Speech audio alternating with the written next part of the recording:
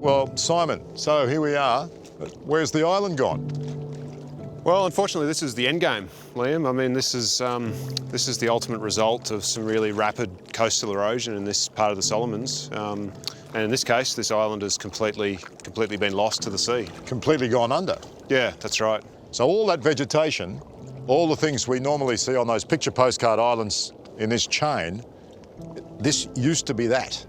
Well, without the vegetation, the islands become very fragile. So once these old trees die, these islands, the sand and the sediments are really at the mercy of the elements, and they're quite rapidly lost. So without these enormous trees, the islands just can't survive the intensity of the wave energy.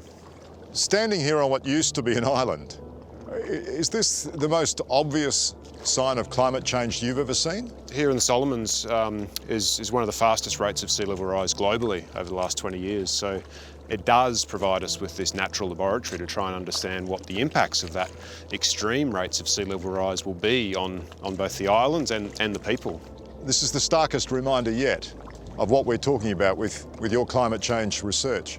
That's right. Unfortunately, the projections into the future are that the global average will move towards the sorts of extreme rates that the Solomons has experienced recently. So in many ways, this provides us with a looking glass into the future of how, in the next 50 to 100 years, how coastlines globally will start to react. This is a terrible looking glass. I mean, this is the magic disappearing island.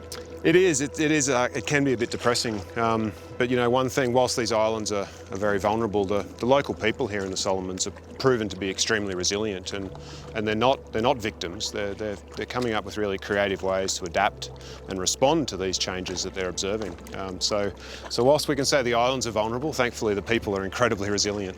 This submerged island, Simon, is really thousands of miles from nowhere. Do you think that's part of the problem? It's just out of sight, out of mind.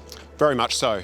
The Solomons does provide that critical example of how, this is going to be a global issue as we move towards the next 50 to 100 years. So often the climate debate can really be lost in the politics and economics and the science of it to an extent, but that human aspect is critically important of how it's impacting people's lives. Hello, I'm Liam Bartlett. Thanks for watching. To keep up with the latest from 60 Minutes Australia, make sure you subscribe to our channel. You can also download the 9Now app for full episodes and other exclusive 60 Minutes content.